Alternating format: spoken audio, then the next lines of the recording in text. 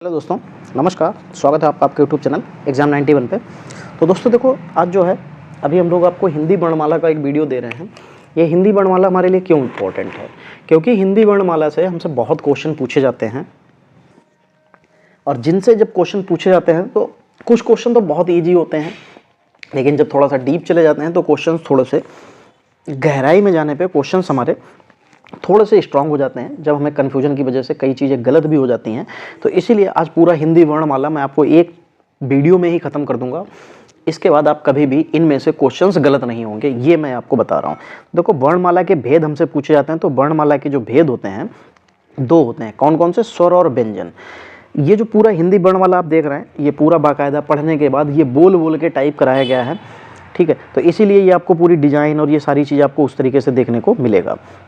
स्वर क्या होते हैं? स्वर देखो स्वतंत्र होते हैं, इनको बोलने के लिए हमको किसी भी चीज़ की सहायता की जरूरत नहीं होती है। और स्वर अगर संख्या के आधार पर देखेंगे तो ये 11 होते हैं। कौन कौन से? छोटा, बड़ा, छोटी, बड़ी, छोटा ऊ, बड़ा ऊ, ऋ, ए, ऐ, ओ, औ, ठीक। अंग अयोग बाह में शामिल होते हैं, वो यहाँ पे शामिल नहीं किए जाते हैं।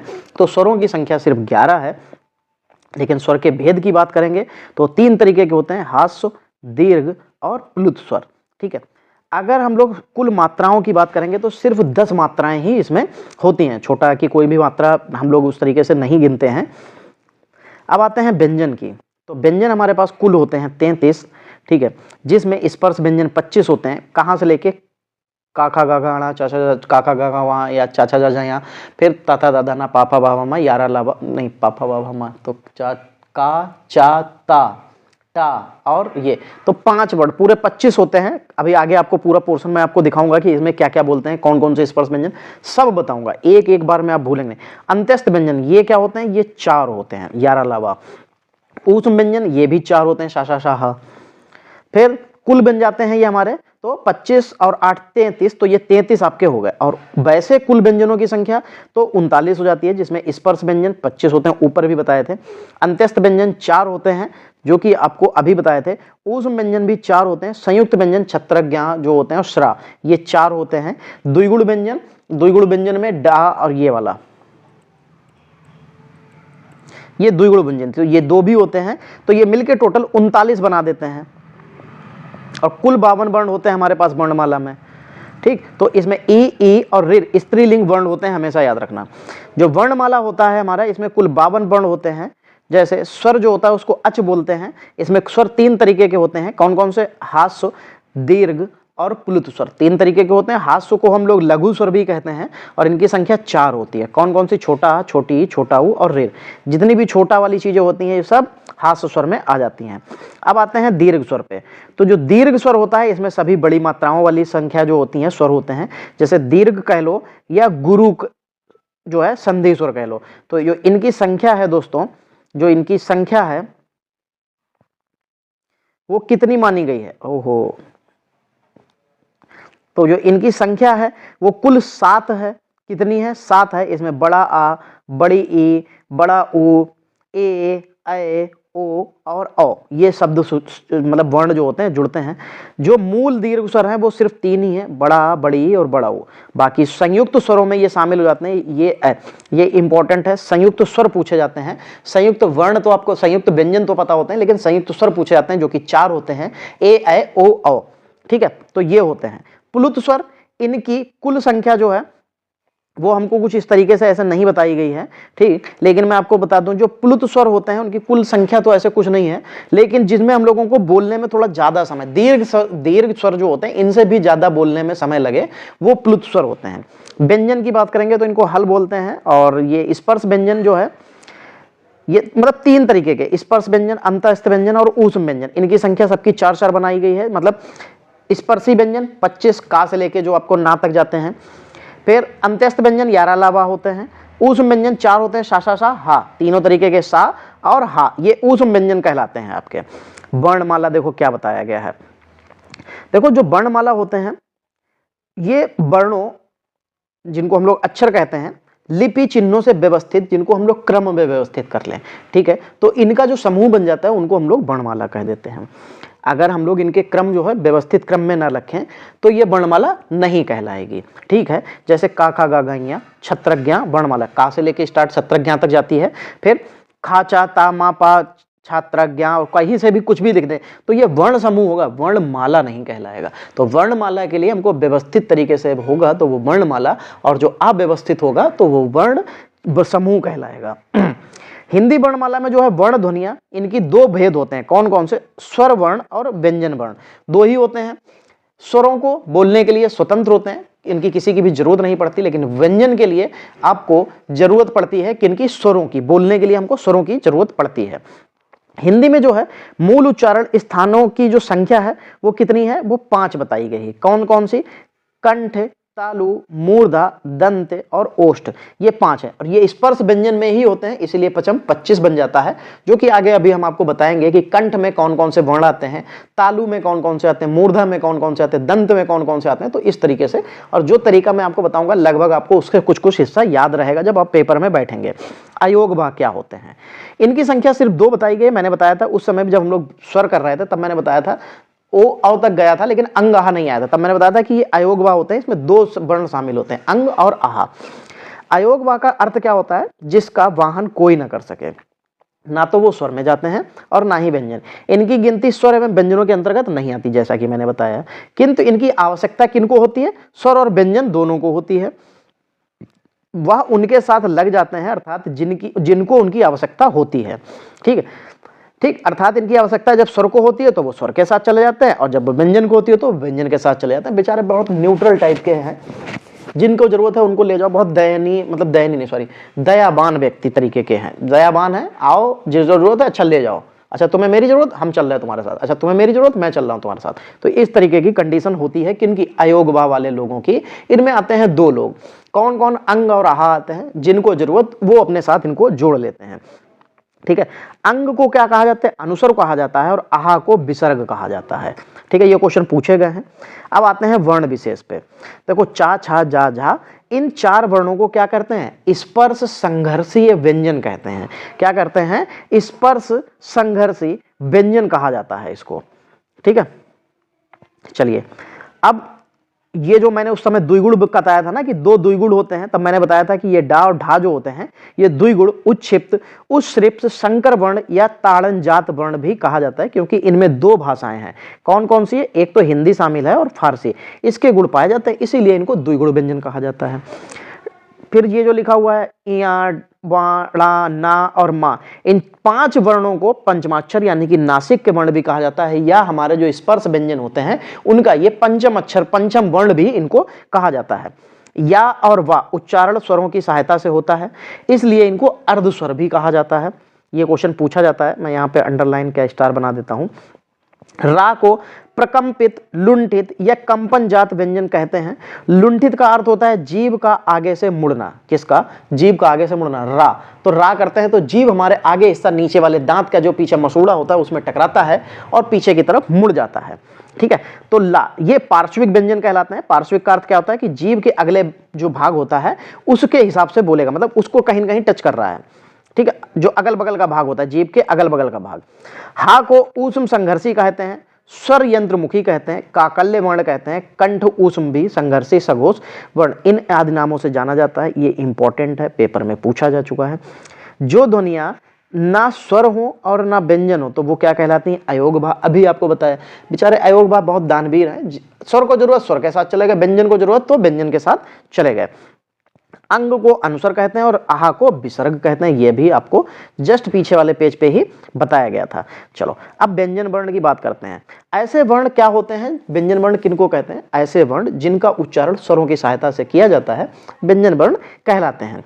या ये भी कह सकते हैं कि जब एक से अधिक वर्णों के मेल से जो बनते हैं उनको हम लोग व्यंजन कहते हैं। अब देखो यहाँ पे, ये देखो लाइन, ऊपर की लाइन दोनों जो मैंने बताई हैं वो लगभग वैसे ही हैं, लिखा किताबी भाषा में, मैंने अपनी भाषा में बता दिया है। प्रत्येक व्यंजन वर्णों के आधुनिक अंतर निहित रहती है, क्योंकि आगे बिना किसी भी व्यंजन का उच्चारण संभव नहीं है। ठीक है, और मूल व्यंजनों की वर्णों की संख्या 33 है, मैंने आपको बताई थी। और जो व्यंजन स्वरों की सहायता से बोले जाते हैं इसलिए इन्हें परतंत्र कहते हैं। अब आते हैं व्यंजन। व्यंजन के कौन कौन से प्रकार होते हैं? ये मुख्यतः 3 प्रकार के होते हैं, स्पर्श व्यंजन, अंत्यस्थ व्यंजन और ऊष्म व्यंजन। बस 3 ही प्रकार के व्यंजन हमको बताए गए हैं। स्पर्श व्यंजन जो होते हैं जिसमें 25 होते हैं, का से लेके पा तक का जो सीरीज चलती है वो। अंत्यस्थ व्यंजन 4 होते हैं, या से लेके रा तक, यानी कि या रा ला, नहीं या से लेके रा तक कैसे, या रा ला और वा। तो ये होते हैं जिसमें रा जो है वो प्रकंपित है, या और वा जो है वो अर्धस्वर है, और ला जो है वो पार्श्विक व्यंजन या लुंठित व्यंजन जिसको कहते हैं।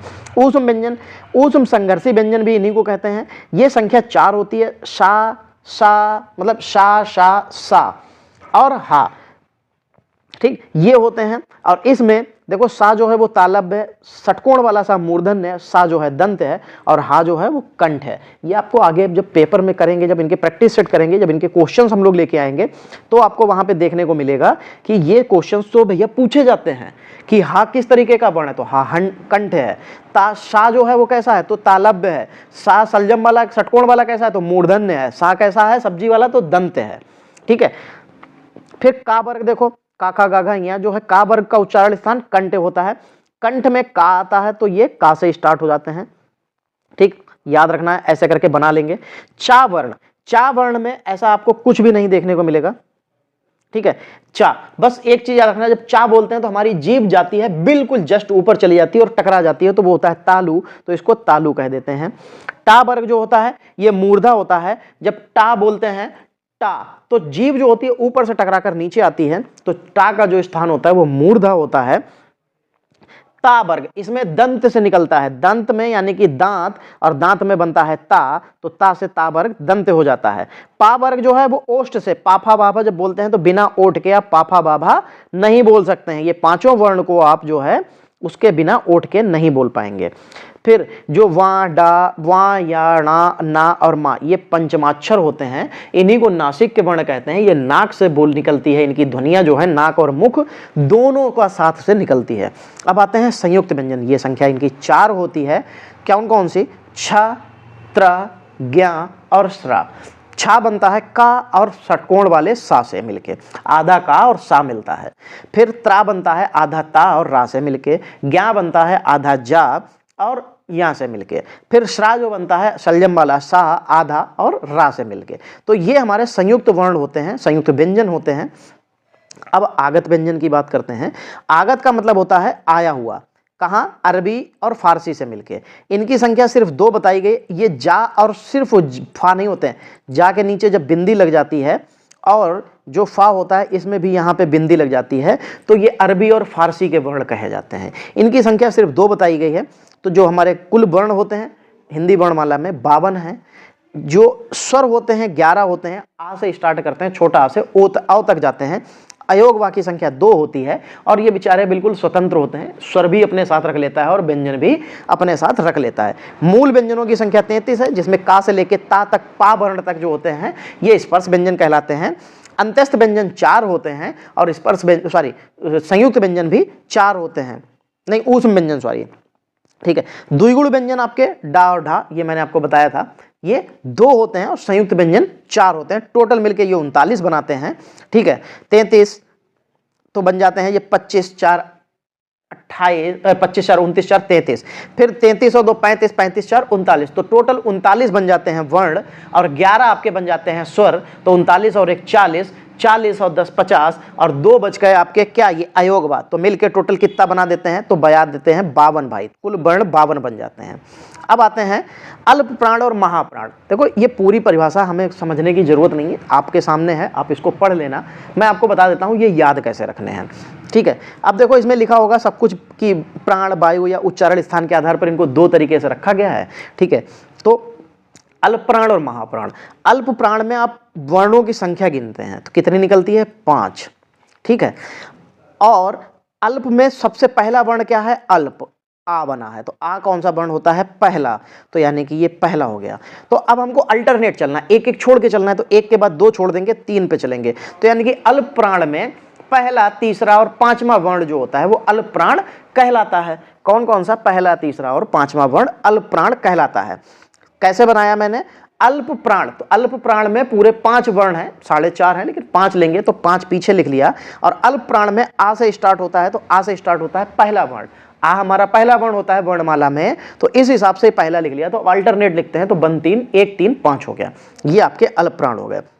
देखो पहला, तीसरा और पांचवा वर्ण लिखा है, और जितने भी हमारे अंत्यस्थ व्यंजन यानी कि या रा लावा होते हैं ये सब अल्प प्राण कहलाते हैं। इन्हीं को हम लोग इसमें हकार ध्वनियां नहीं होती हैं, और सभी स्वर जो हैं वो अल्प प्राण होते हैं। हमको और कोई भी स्वर के बारे में कुछ भी पूछेगा तो सबके सब अल्प प्राण है, आ से लेके आहा तक ले लो, कोई समस्या नहीं है। फिर महाप्राण की बात, अब इसमें कौन कौन सी संख्या बची थी? 2 बची थी, और कौन सी बची थी? 4। तो 2 और 4 अल्प प्राण। आप खाली एक को याद रखो, अगर आपने एक को याद रखा तो दूसरा अपने आप याद हो जाएगा। तो महाप्राण, जो महाप्राण है, तो महाप्राण क्या होता है? तो जो महाप्राण है उसका मतलब होता है दूसरा और चौथा वर्ण। उसके अलावा जो ऊष्म व्यंजन होते हैं, सा सा सा हा, तीनों तरीके के सा और हा, ये भी हमारे क्या आ जाते हैं? महाप्राण में आ जाते हैं। और इसमें हकार ध्वनियां विशेष रूप से होती हैं। बस आपको हकार वकार डकार फकार से कोई मतलब नहीं है, आपको बस याद क्या रखना है कि अल्प प्राण में 5 वर्ण है, तो यानी कि 5वां आ जाएगा। अल्प जो है आ से स्टार्ट हो रहा है और पहला वर्ण है, तो वो हमारा पहला हो जाएगा, तो यानी कि 1 3 5 अल्टरनेट चलते हैं, एक छोड़ के एक जाएगा, और महाप्राण में 2 और 4 आ जाएगा। बस इतना याद रख लें, आपका अल्प प्राण और महाप्राण गलत नहीं होगा आपसे। अब देखो यहाँ पे पूरी सीरीज दे रखी है, हमको सीरीज से मतलब नहीं है, ये आप अपना देख लेना, ठीक है। इसमें यही चीज अभी पीछे बताई गई थी कि पहला, तीसरा, पांचवा और दूसरा, चौथा। फिर आते हैं अघोष और अघोष और घोष। आपको सघोष भी याद रखना है, लेकिन अघोष और सघोष पे आते हैं, ठीक है। इसमें अगर बात करेंगे तो इसमें उस पीछे वाले में अल्प प्राण और महाप्राण में हम लोग छोड़ के चल रहे थे, एक एक छोड़ के। इसमें छोड़ना नहीं है, इसमें क्या है? इसमें छोड़ना तो है ही नहीं, ठीक है। तो क्या होता है इसमें? अघोष में क्या है? छोटा आ आया है, छोटा आ जो है वो पहला वर्ण होता है, और तो इसमें इसका मतलब जो है पहला वर्ण है, तो अघोष में हम लोग क्या क्या ले लेंगे? तो अघोष में भाई ले लेंगे पहला और दूसरा। तो अघोष में पहला और दूसरा वर्ण जो होगा वो सब के सब अघोष होते हैं। देखो यहाँ पे लिखा भी होगा, जिन वर्णों के उच्चारण में हमारी स्वतंत्र रूप को कंपन नहीं होता है उन्हें अघोष कहा जाता है। प्रत्येक वर्ग का पहला और दूसरा वर्ण और सा जो है अघोष वर्ण होते हैं, इसमें हा नहीं शामिल करते हैं। अब आते हैं सघोष कह लें या घोष। घोष में होते हैं 2 वर्ण, अघोष में होते हैं 3, तो इसमें 2 ही संख्याएं ली जाती हैं। और सघोष में घोष में होते हैं, ये घोष में 2 वर्ण होते हैं, इसमें लिया जाता है 3। मतलब ऐसे समझ लीजिए, घोष में 2 आए वर्ण, तो हमें 2 तक तो हो गया, अब लेना नहीं है, तो 3 4 और 5 हमारे घोष वर्ण होते हैं। अघोष में पहला और दूसरा कैसे निकाला? अघोष होता है पहला वर्ण, तो पहला और दूसरा। घोष में आए तो हमारा तीसरा और चौथा, 5वां आ गया। ये सब के सब हमारे अघोष यानी कि मतलब घोष और सघोष बन जाते हैं, ठीक है। और सभी स्वर क्या होते हैं? सघोष या घोष कह लें, वो होते हैं, घोष कह सकते हैं, ठीक है। प्रत्येक वर्ग का तीसरा, चौथा, 5वां वर्ण क्या होते हैं? और अंत्यस्थ व्यंजन या रा लावा और हा। देखो हा इसमें नहीं आया था, हा यहाँ आएगा, ये सघोष या घोष वर्ण कहलाते हैं। अब यहाँ पे आपको पूरा जो है घोष और सघोष की एक टेबल दे रखी है जो कि यहाँ तक पूरी जा रही है, तो आप इसको देख लेना। बस इतना ही इम्पोर्टेंट है आपके लिए। क्या इंपॉर्टेंट है? इतना ही इंपॉर्टेंट है वर्णमाला। इससे ऊपर वर्णमाला का एक भी क्वेश्चन आपके बाहर नहीं जाएगा, ये मैं गारंटी दे रहा हूँ। और ये आपको कैसे पता चलेगा? जब हम इसके ऑब्जेक्टिव करेंगे। इसीलिए ऑब्जेक्टिव मैंने जो 1500 क्वेश्चन बनाए हैं उसमें कराऊंगा, वहां पे आपको अल्टरनेट आएंगे तब आपको समझ में आएगा। और ऊपर से राजपाल जो सिंह है इनकी किताब से जो है वो मैं करा दूंगा, तो वहां से भी आपको समझ में आ जाएगा। तो आज के लिए हम लोग इतना ही रखेंगे, मिलेंगे अगली क्लास में, तब तक के लिए जय हिंद दोस्तों।